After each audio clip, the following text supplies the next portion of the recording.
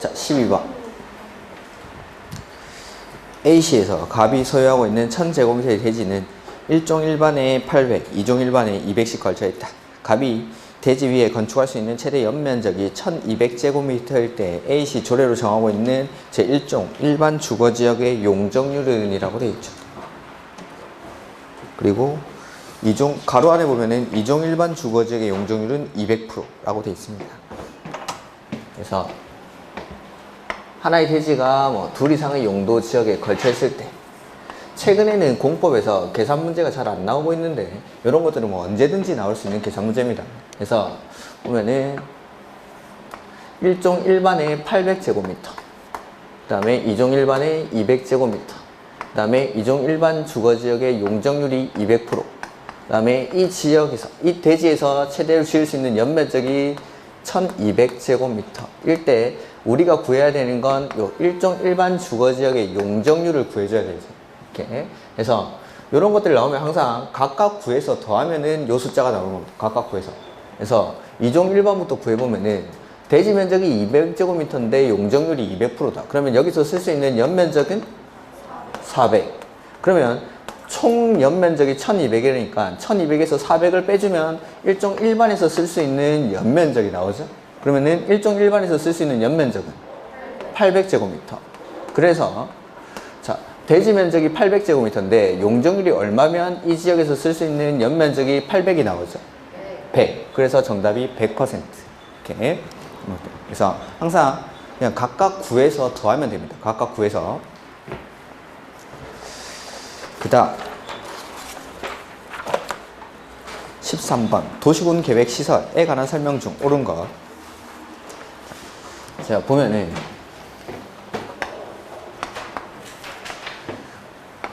도시군 계획 시설 요거 설치하고 그 다음에 관리할 때 어떻게 설치하고 어떻게 관리하는지. 자, 설치할 때 원칙은 어떻게? 관리계획으로, 도시군 관리계획 절차를 거쳐서, 그래서 지상, 수상, 공중, 수중, 지하에 기반시설을 설치하려면 미리 그 종류, 명칭, 위치, 규모 등을 관리계획으로 결정해야 한다. 이게 원칙인데 예외적으로 관리계획 절차를 거치지 않고 설치할 수 있는 기반시설이 있다고 했죠.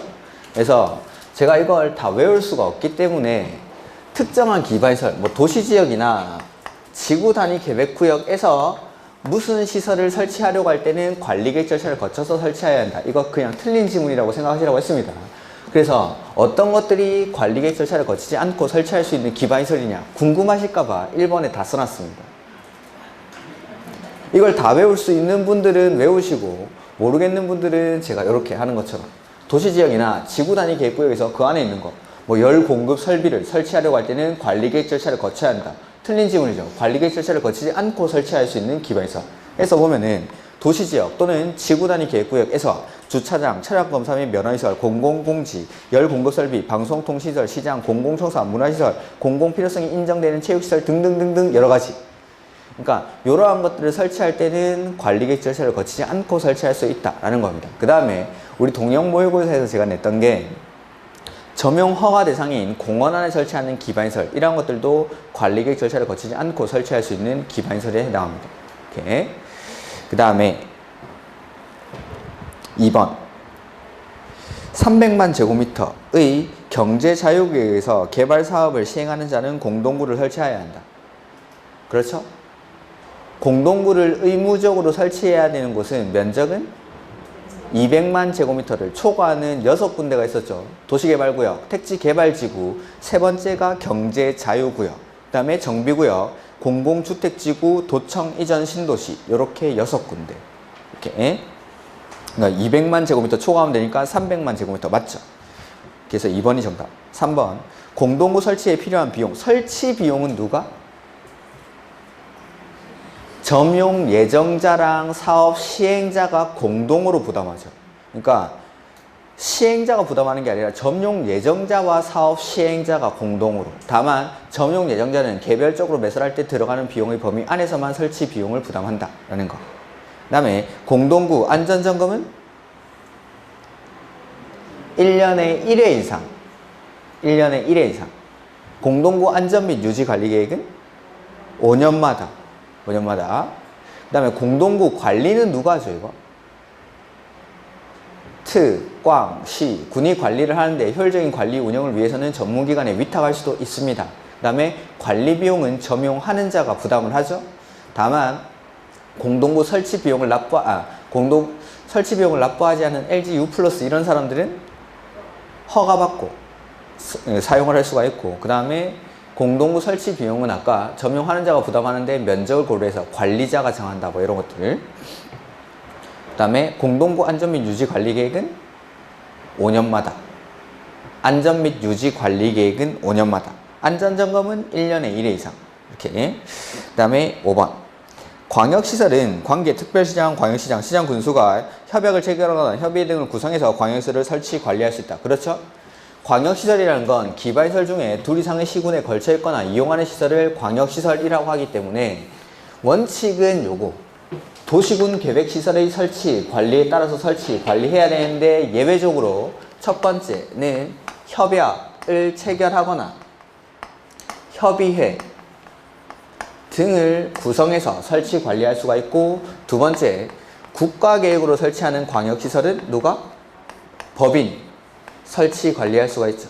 그 다음에 여기 첫 번째에서 협약을 체결하거나 협의회 등을 구성해서 설치, 관리할 수 있는데 협약의 체결이나 협의회 등의 구성이 이루어지지 않을 때 관할이 같으면 누가?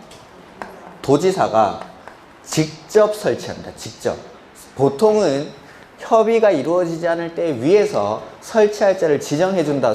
계획을 수립할 사람을 지정한다. 이게 대부분인데, 이런 경우에는 광역시설은 도지사가 직접 설치합니다. 그래서 보면은 두 번째 줄까지는 맞습니다. 협의회 등을 구성해서 설치, 관리할 수 있다. 다만 협약의 체결이나 협의회 등의 구성이 이루어지지 아니하는 경우 그 시 또는 군이 같은 도에 속할 때는 관할, 도지사가 설치할 자를 지정하는 게 아니라 직접 설치합니다. 직접. 이건 아주 특이한 겁니다. 이런 것들은.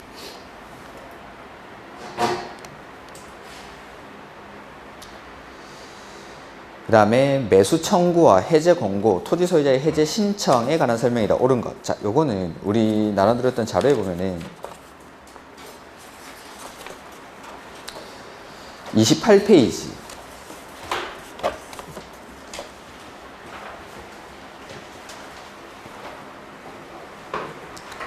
19번에 이제 매수 청구라는 게 나오죠. 자, 매수 청구권은 일단은 국계법에서 한 번 나오고 농지법에서 두 번 나옵니다. 자, 농지법에서 매수 청구 이거 누구한테 하죠? 농어촌공사. 그렇죠. 농어촌공사. 그래서 처분 명령을 받은 농지를 처분할 수 없을 때 매수 청구할 수 있고, 그 다음에 농업진흥지역 안의 농지를 매수 청구할 수 있습니다. 이런 것들.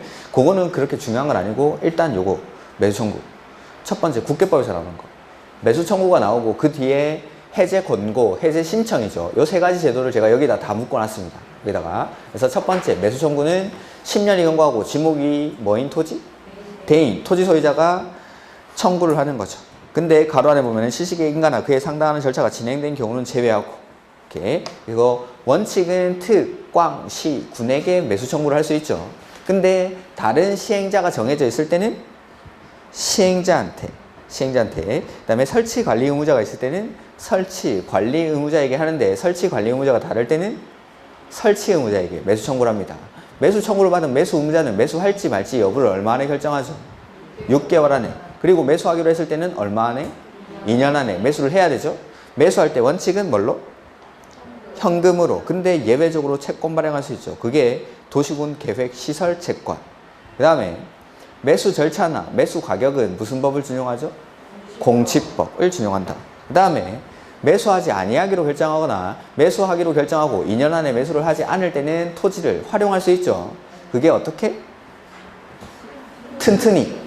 그래서 건물지에서, 지목이 대인 토지니까 튼튼한 건물지에서. 그래서 3층에 단독, 3층에 1종 근생, 3층에 2종 근생, 공작물. 근데 2종 근생 중에 안 되는 게 단노단, 이렇게 단란, 안마, 노래 연습장, 단란주점 이런 것들은 제외하죠. 이렇게. 단란주점 2번 했나? 다중생활 있어요. 그 다음에 가로 2번에 나오는 게 해제 권고.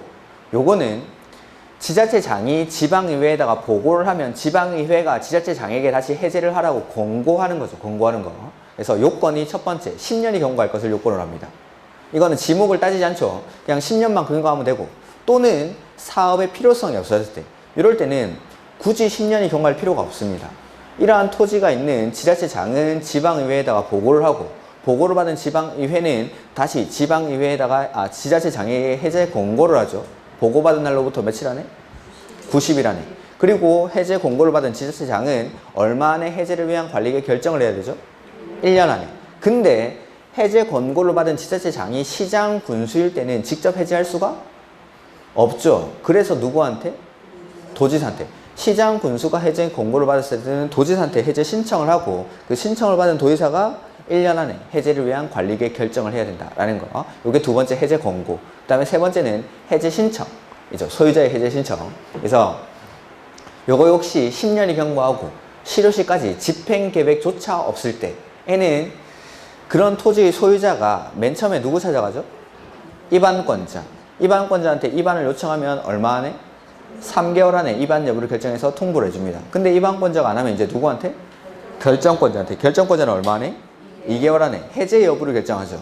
그래서 알려주고, 결정권자도 안 하면 이제 누구한테?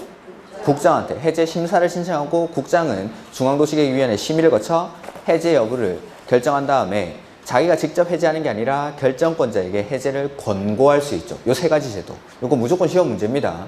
방금 말씀드린 매수청구권, 해제 권고, 해제 신청 이런 거. 그리고 중간에 제가 도시군 계획 시설 채권이라는 게 있었는데, 거기 32페이지 하고 있어요. 32페이지. 우리 공법에 채권이 총 4개 나온다고 했죠. 그 채권을 여기다가 제가 다 정리를 해 놓은 겁니다. 첫 번째 나오는 도시군 계획 시설 채권, 그 다음에 수용 방식에서 토지 상환 채권, 그 다음에 도시개발법 맨 끝에 도시개발 채권, 그 다음에 주택법에 가면은 주택 상환 사채까지. 상환자 들어가는 건 무슨 증권이죠? 김영식 증권. 그 다음에 도시로 시작하는 채권은 발행자가 지자체.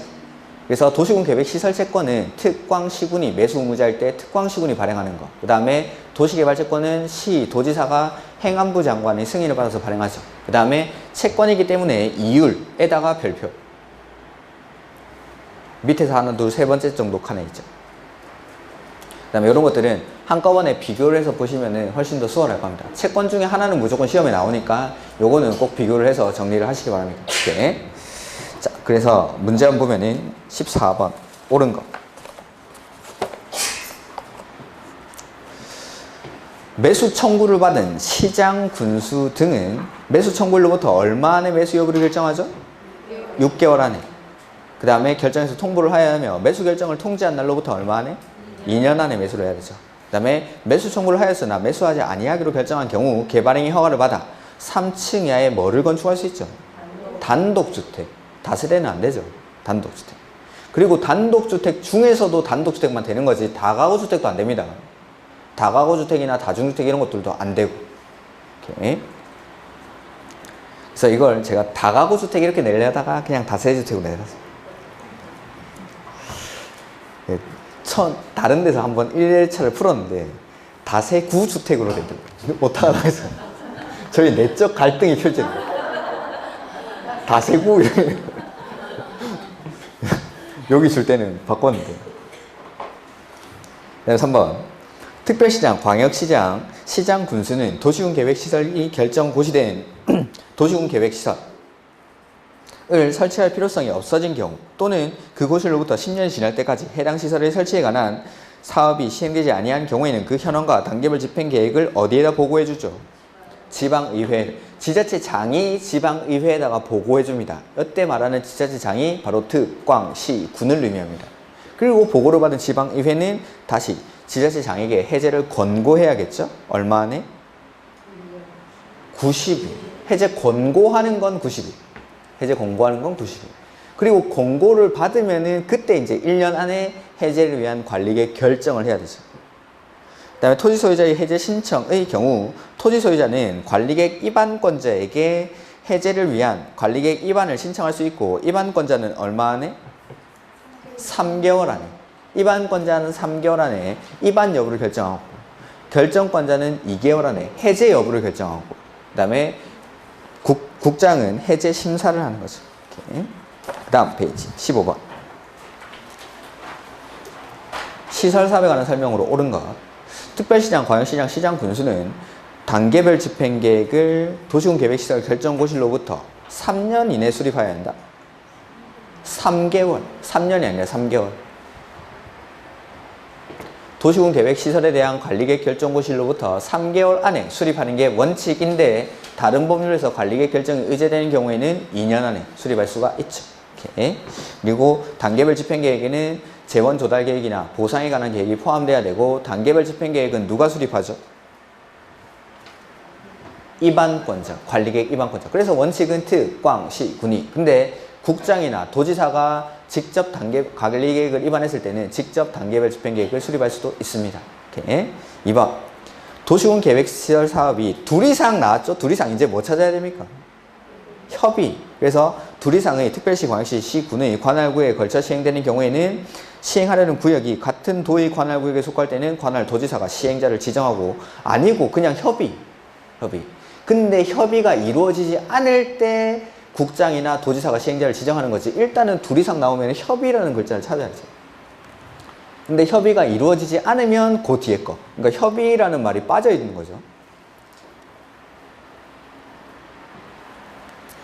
협의했는데 안 되면은 그 뒤에 거. 뒤에 나와 있는 거. 3번.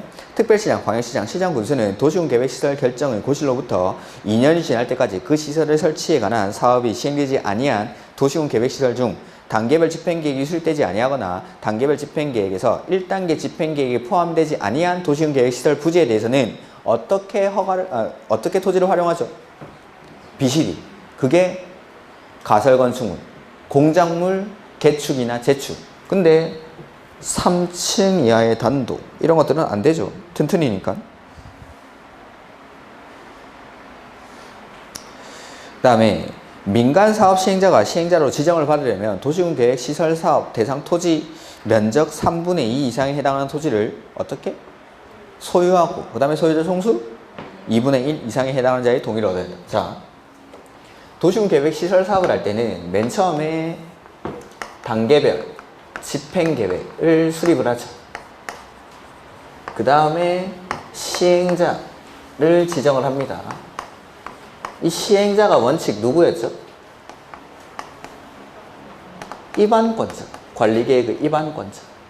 그래서 특별시장, 광역시장, 시장, 군수가 원칙적으로 사업을 시행하는데 예외적으로 국장이나 도지사도 사업을 할 수가 있죠. 국장은 국가계획과 관련되거나 특히 필요하다고 인정할 때, 도지사는 광역도시계획과 관련되거나 특히 필요하다고 인정할 때는 지자체장의 의견을 들어서 직접 할 수가 있다. 여기까지가 행정청의 시행자. 그러니까 원칙은 특, 광, 시, 군인데 예외적으로 국장, 도지사도. 여기까지가 행정청.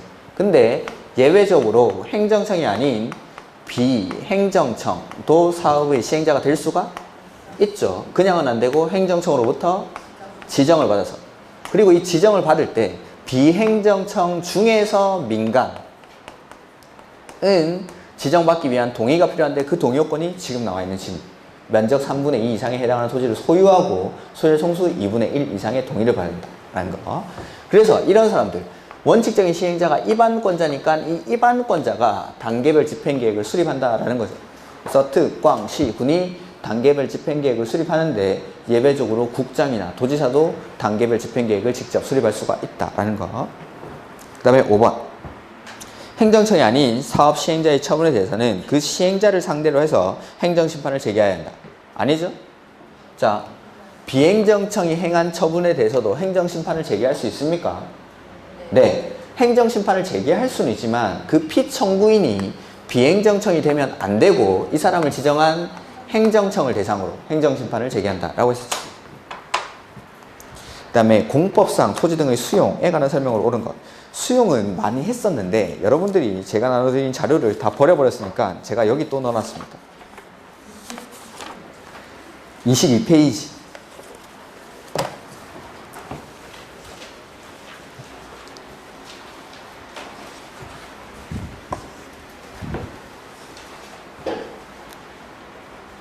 수용 나오죠? 자, 수용은 총 4번 나온다고 했습니다. 4번. 그래서 시설사업에서, 그 다음에 개발법에서, 정비법에서, 주택법에서, 그 다음에 앞에 있는 3가지 시설사업, 개발사업, 정비법에서의 수용은 모든 시행자가 수용한다. 모든 시행자가. 근데 주택법에서의 수용은 공공만, 국가, 지자체, 주공, 지방공사만 수용을 할 수가 있죠. 그리고 주택법에서의 수용은 공공만 국민주택 사업을 시행할 때 그때만 할 수 있습니다. 그때만. 그 다음에 수용할 때 원칙은 무슨 법 준용하죠? 공치법. 근데 공치법 준용 안 하는 특례가 거기 나와 있는 거죠. 그래서 사업 인정 고시의 특례는 싹 다 사업을 할 수 있을 때. 그래서 시설 사업일 때는 실시계획 인가 고시가 있는 경우. 그 다음에 정비법에서는 사업 시행 계획 인가 고시가 있는 때. 그 다음에 주택법에서는 사업 계획 승인을 받았을 때. 임대개발법은 좀 특이하죠? 언제? 세부 목록을 고시할 때. 이렇게. 그 다음에 재결 신청 기간은 싹 다 사업 시행 기간 안에.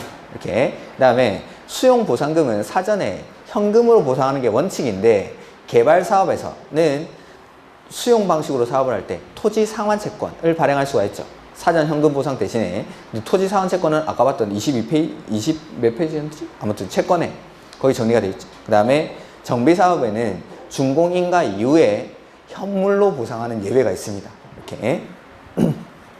수용들. 그래서 문제 보면은 공법상 수용이라고 되어 있으니까 아마 모든 수용들이 다 나와 있을 겁니다. 여기. 옳은 것. 도시군 계획시설 사업의 시행자는 사업 시행을 위해서 특히 필요하다고 인정되면 도시군 계획시설사에 인접한 동그라미. 인접지는 수용할 수 있습니까? 없습니까? 없죠. 당해 토지만 수용이 가능하지 인접지는 수용을 할 수가 없습니다. 인접지는. 그 다음에 2번. 도시군 계획시설 사업의 경우 공치법을 준용할 때 실시계획을 고시한 경우에는 사업인정 고시가 있는 것으로 본다. 2번이 정답이죠. 시설사업에서는 실시계획 고시가 있는데. 그 다음에 3번. 한국토지주택공사인 도시개발사업의 시행자는 사업사장 토지 면적 3분의 2 이상에 해당하는 토지를 소유하고 소유자 총수 2분의 1 이상에 해당하는 자의 동의를 받아야 한다. 자, 개발사업을 할 때 수용 방식이죠. 공공만 합니까? 민간도 할 수 있습니까? 네. 모든 시행자가 도시개발사업을 수용 방식으로 할 수 있죠. 근데 민간이 수용 방식으로 도시개발사업을 하려는 경우에는 여기 적혀있는 동의요건이 필요합니다. 그래서 이 동의요건이 두 번 나온다고 했죠. 여기 시설사업할 때 민간이 비행정청 중에서 민간이 시행자로 지정받기 위한 동의요건이 면적 3분의 1을 소유하고 소유 총수 2분의 1. 그 다음에 도시개발사업을 민간이 수용 방식으로 시행할 때 그때 딱 두 번 면적 3분의 1을 소유한다라는 동의요건이 딱 두 번 나옵니다. 여기 시설사업 시행자 지정할 때 민간, 그 다음에 수용 방식으로 민간이 도시개발 사업을 시행할 때 그때 두 번. 그러니까 한국토지주택공사는 동의가 필요가 없죠. 4번. 도시개발 사업의 경우 실시계획을 고시한 경우에는 사업인정 고시가 있는 것으로 본다. 개발 사업일 때는 언제? 세부 목록을 고시할 때. 이게 특이해서 이게 시험에 주로 출제가 됐습니다. 그 다음에 5번. 도시군 계획시설사업, 도시개발사업, 정비사업, 주택법상 수용해서 사업인정고시로부터 1년이 경과하면 재결신청을 할 수 없다. 재결신청은 언제까지? 사업시행기간 안에. 사업시행기간 안에. 그 다음에 그 옆에 OX 지문 한번 보면은 지방공사인 사업주체가 국민주택 건설하거나 국민주택을 건설하기 위해서 대지를 조성하는 경우 토지 등을 수용하거나 사용할 수 있다. 요게 국민주택 이런 말 나왔으니까 주택법에서의 수용이죠. 주택법에서의 수용은 누구만? 공공만. 그래서 국가, 지자체, 주공, 지방공사까지 민간은 주택법에서는 수용을 할 수가 없습니다. 그 다음에 17번 문제.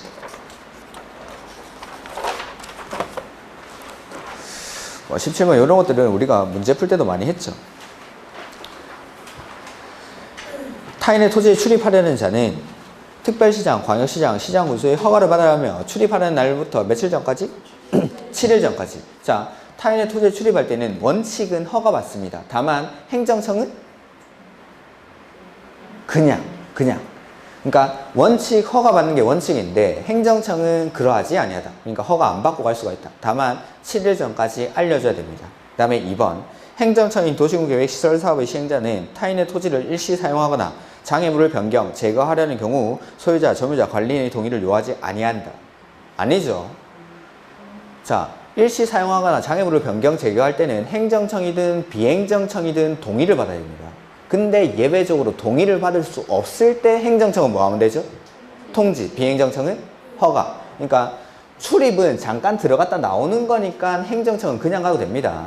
비행정청은 허가받고. 근데 일시 사용은 일정 기간 동안 계속 사용을 해야 되니까 원칙적으로 행정청이든 비행정청이든 동의받아야 된다. 근데 동의를 받을 수 없을 때 행정청은 통지하고 비행정청은 허가받고.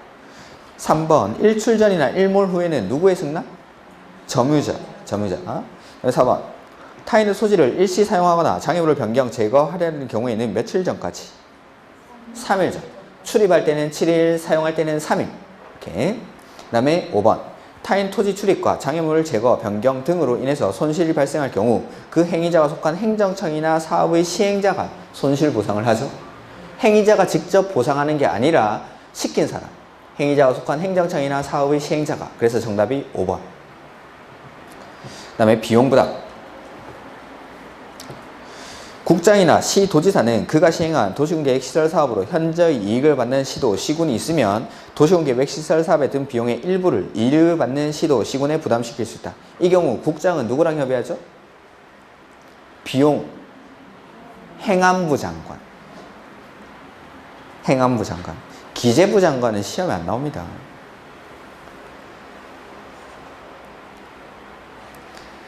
자, 현재 이익을 받는 지자체에게 비용을 부담하게 하는 경우 부담하는 비용의 총액은 당해 도시군계획시설 사업에 소요된 비용의 50%를 넘지 못한다. 여기까지는 맞습니다. 이 경우 사업에 소요된 비용에는 당해 도시군계획시설 사업의 조사, 측량, 설계비, 관리비 이런 것들은 제외한다라고 했습니다. 그 다음에 기초조사 또는 지형도면 작성에 소요되는 비용은 얼마까지? 80%. 그 다음에 행정청인 시행자한테는 얼마까지 보조할 수 있죠? 50%까지. 비행정청이 3분의 1까지. 행정청인 시설사업의 시행자한테는 50%까지 보조할 수가 있고 비행정청은 3분의 1까지 국가 예산에서 보조하거나 융자할 수가 있습니다. 그 다음에 5번. 광역도시계획 및 도시군계획 수립과 도시군계획 시설사업에 관한 비용은 행정청이 아닌 자가 하는 경우에는 그 자가 부담하는 원칙으로 한다. 5번이 정답.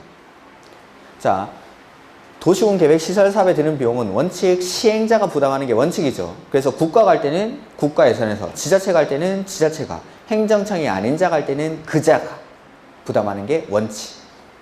근데 행정청인 시행자가 사업을 하면서 광명시장이 사업을 하는데 안양시장이 이익을 얻으면은 안양시장한테 비용을 부담시킬 수가 있다라는 거죠.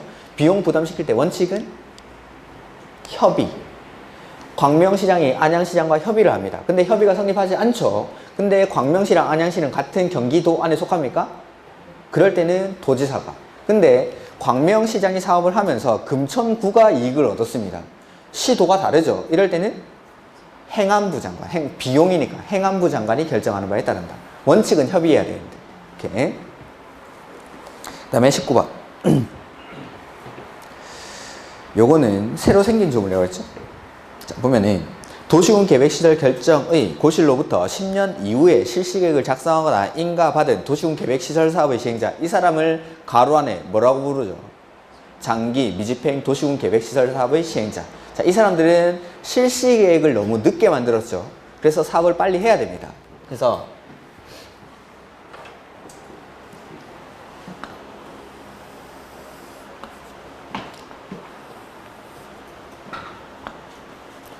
여기 관리계획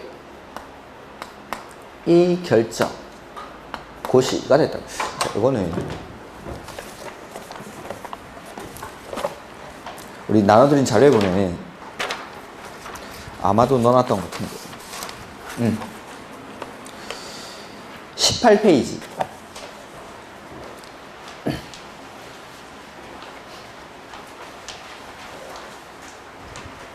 거기 세 번째 칸에 실시계획의 시료 나오죠? 요거는 뭐 중요하다기보다는 새로 생긴 조문이니까 일단 한번 보고 가는 겁니다. 보면은 관리계획 결정 고실로부터 내가 10년 이후에 실시계획을 작성하거나 인가받았습니다. 이런 사람들. 이를 장기 미집행 도시군계획시설 사업의 시행자. 이런 사람들은 실시계획이 고시된 날로부터 일정 기간 안에 재결 신청을 해야 되죠. 원칙은 얼마 안에? 5년 안에. 실시계획 고시일로부터 5년 안에 재결 신청을 하지 않으면은 5년이 되는 날이 다음 날에 요거 실시계획이 실효가 되죠. 근데 5년이 되기 전에 재결 신청을 안 했는데 면적 얼마에 대한? 3분의 2 이상에 대한 소유권이나 권한을 확보했죠. 그럴 때는 재결 신청을 얼마 안에? 7년 안에 재결 신청을 해야 돼요. 7년 안에. 그러니까 재결 신청하는 기간이 원칙은 5년인데 3분의 2에 대한 소유권이나 권한을 확보하면 7년 이내. 근데 재결 신청을 하지 않았더라도 모든 소유권이나 권한을 확보를 했죠. 그럴 때는 실시계획의 효력을 유지를 한다라는 게 아마 3번에 나와 있겠죠. 그렇죠. 그래서 1번은 5년 안에 재결 신청을 해야 된다라는 거고, 2번은 면적 3분의 2에 대한 소유권이나 권한을 확보하면은 7년 안에 재결 신청을 해야 된다.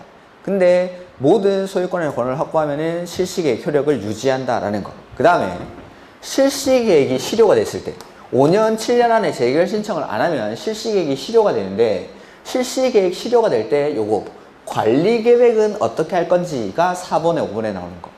그래서 자, 관리계획이 결정되고 나서 관리계획 실효는 얼마가 지나면 실효가 되죠? 20년. 그래서 요 20년을 기준으로 합니다. 관리계획 결정고시로부터 20년을 기준으로 해서 요 5년, 7년이 되는 기간, 실시계획이 실효되는 시점이 20년이 되기 전이죠. 그러면은 20년까지 기다려줍니다. 20년까지 기다렸다가 20년이 되는 날이 다음 날에 관리계획 결정의 효력이 상실된다 라는 거. 이게 4번. 근데 이 5년, 7년이 되는 시점이 관리계획 결정고시로부터 20년 이후에 5년, 7년이라는 시점이 도래를 하는 겁니다. 그럴 때는 실시계획이 실효될 때 같이 관리계획이 실효된다 라는 게 5번. 그래서 실시계획 실효에 관한 부분.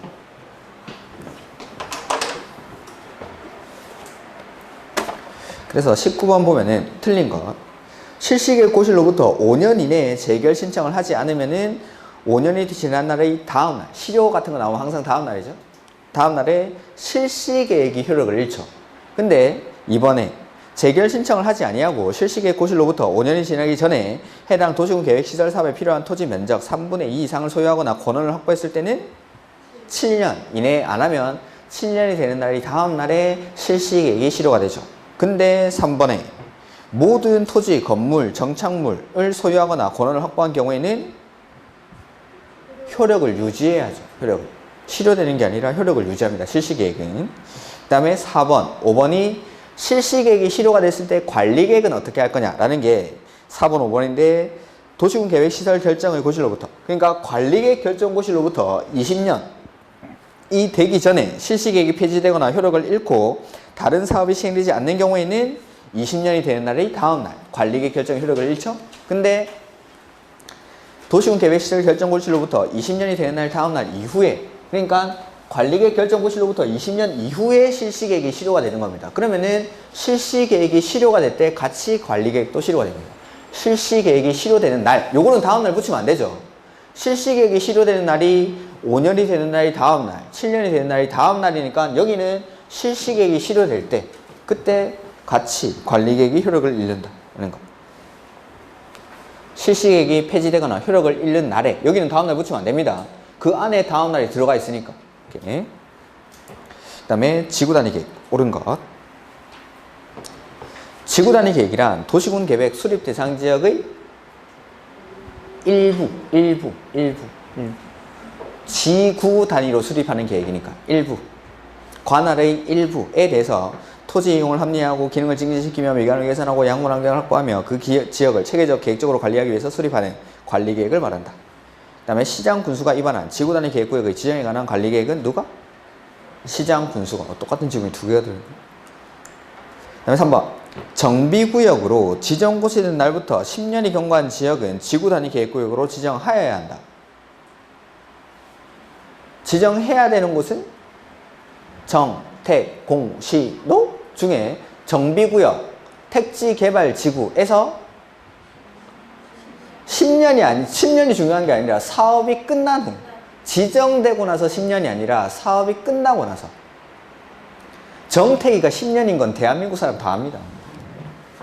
정택이 10년인 건 이미 출제를 많이 했으니까 사업이 끝난 후 10년. 지정되고 나서가 10년이 아니라 사업이 끝난 후. 부동산학과 교수님한테 정택이 몇 살입니까? 하면 다 10살이지 합니다. 10살. 그거 다 압니다. 다 아니까 다른 것도. 그 다음에 4번 지구 단위 계획에는 건축선에 관한 계획이 포함되어야 한다. 포함되어야 되는 건 용기만. 그래서 건축물의 배치, 형태, 색채, 건축선 이런 것들은 포함될 수 있는 사항이죠. 포함될 수 있는 사항. 그 다음에 지구 단위 계획 만들고 나서 사업의 착수는 얼마? 5년. 지정되고 나서 계획 만드는 게 3년. 계획 만들고 나서 사업의 착수는 5년. 그래서 정답이 5번. 지정되고 나서 계획을 수립하는 건 3년. 지금 보면은 5번에 지구 단위 계획이 만들어졌죠. 계획에 관한 관리계 결정의 고실로부터 계획이 만들어지고 나서 사업의 착수는 5년. 그 다음에 21번. 도시지역 외의 지역을 지구단위 계획구역으로 지정하는 경우에 관한 설명으로 옳은 것. 자, 도시지역 외의 지역의 지구단위 계획구역으로 지정될 수 있는 곳이 크게 3군데가 있죠.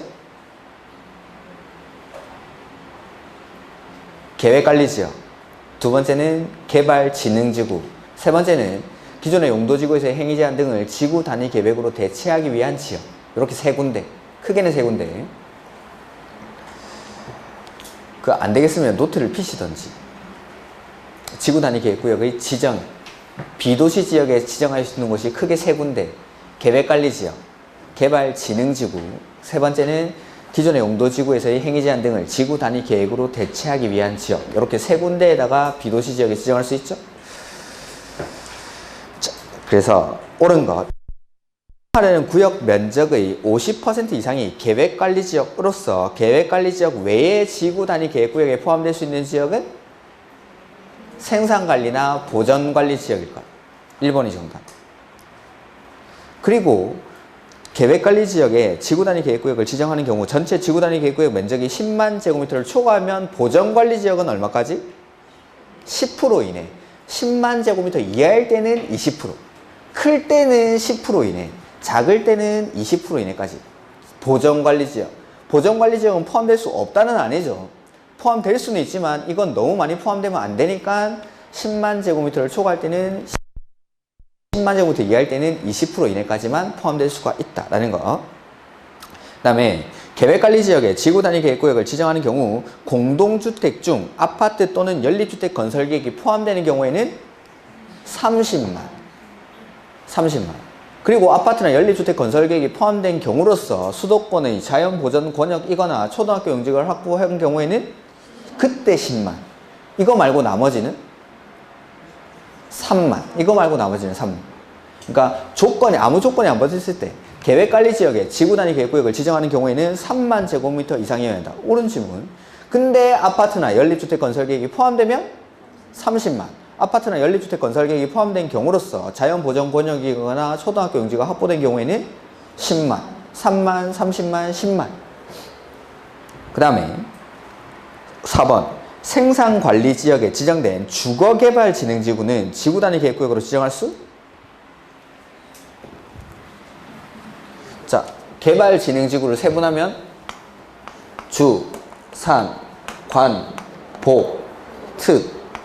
각각의 개발진흥지구마다 지구단위 계획구역으로 지정할 수 있는 지역이 다르다라고 했죠. 주거는 어디? 그러면 4번 맞습니까? 틀렸습니까?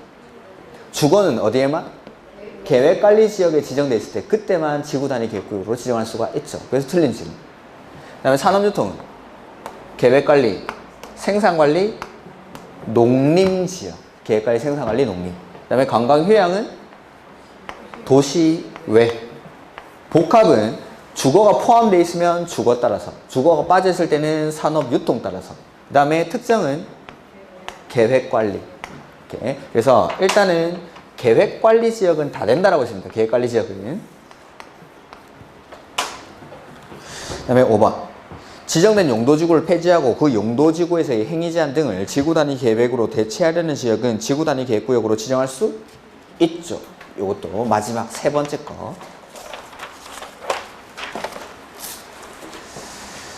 그 다음에 22번. 완화할 수 있는 규정이 아닌 것. 지구단위 계획구역에서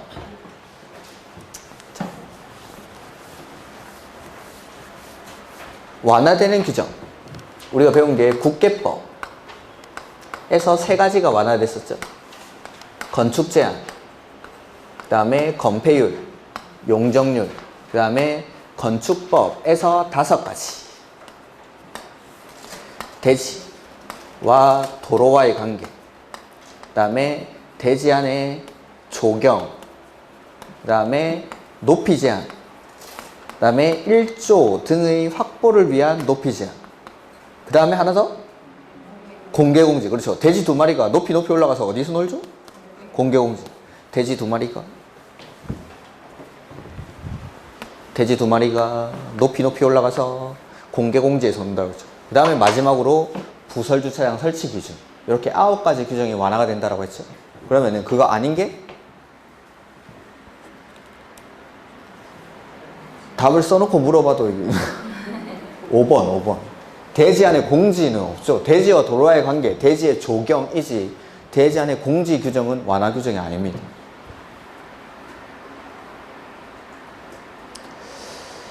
그 다음에 23번에 개발행위 허가권자인데 오늘 2시까지 수업을 해도 되겠죠. 조금 쉬었다가 한 4시간 하도록 하죠. 2시까지, 딱 2시까지 수업을 하겠습니다.